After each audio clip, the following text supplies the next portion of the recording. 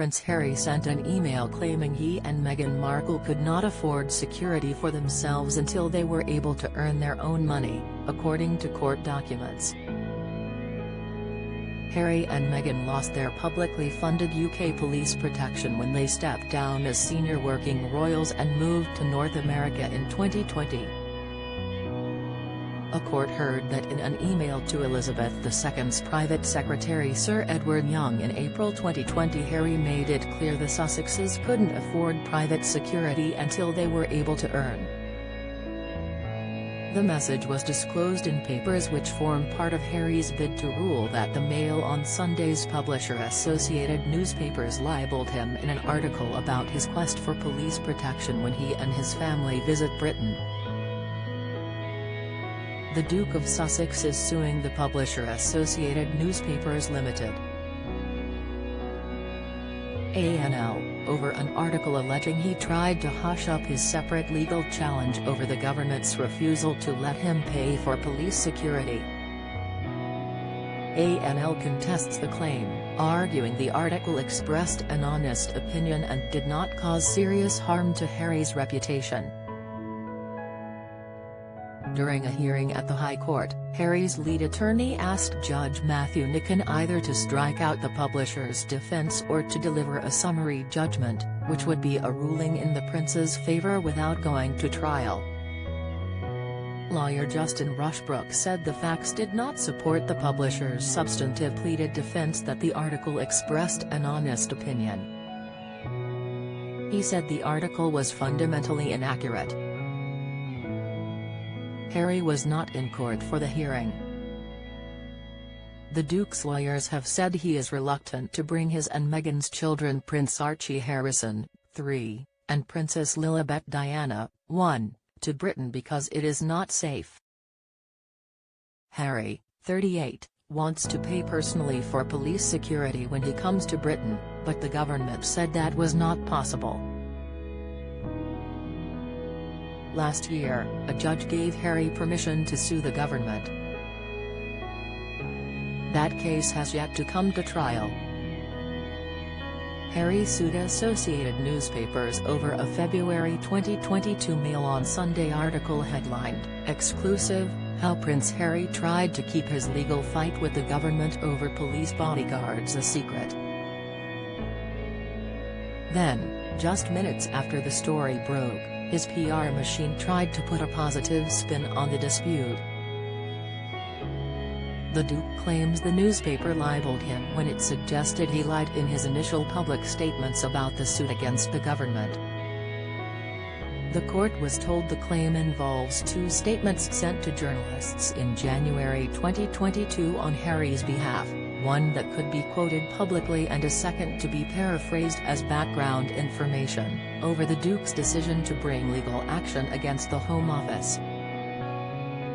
The court also heard that in the public statement, Harry and his family were described as unable to return to his home due to the lack of police protection needed in the UK. That statement, which was covered by the PA news agency, continued, the Duke first offered to pay personally for UK police protection for himself and his family in January of 2020 at Sandringham. That offer was dismissed. He remains willing to cover the cost of security, as not to impose on the British taxpayer. Mr. Rushbrook said in written submissions that ANL's defence to the libel claim rests upon two provably false premises relating to the statements. The first was a suggestion that the Duke had allegedly made a false claim over his willingness to pay for police protection in the UK.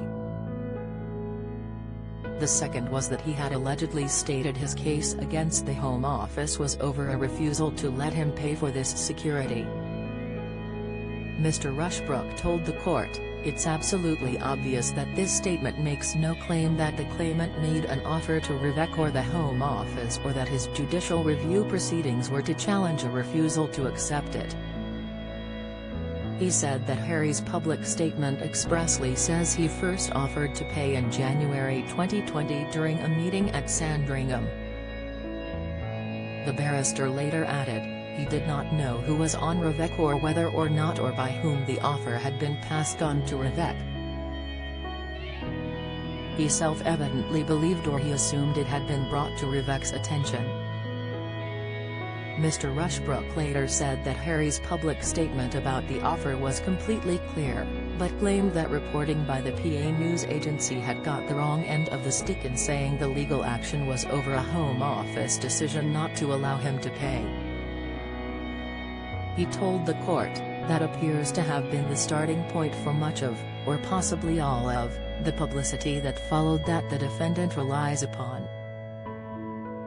Andrew Caldecott KC, for ANL, said the bid to end their defense without a trial was wholly without merit and that the whole case is built on sand. He said in written submissions, the claimant was responsible for press statements that said he would pay for security when he had never expressed any willingness to pay until after the judicial review. Mr. Caldecott later claimed that in an April 2020 email to Sir Edward Young, the Queen's private secretary at the time, Harry made it clear we couldn't afford private security until we were able to earn. The barrister added that Harry's offer at Sandringham was presented as an offer to pay or contribute made to the family, not to government. He continued, the press statement then refers to another attempt at negotiations being also rejected. Taken alone, that must suggest an attempt at negotiations with government. Mr. Caldecott also told the court there were fundamental flaws in Harry's legal team's approach to the case. He said, it would be extraordinary if large swaths of the media had a collective misreading of the press statement. The barrister added that nothing was done to correct the allegedly misleading publicity which the whole world received.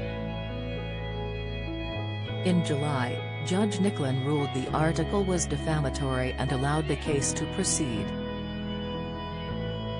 The judge has not yet considered issues such as whether the story was accurate or in the public interest. The publisher's lawyer, Andrew Caldecott, said the argument by Harry's attorneys amounted to straitjacketing the newspaper's right to comment.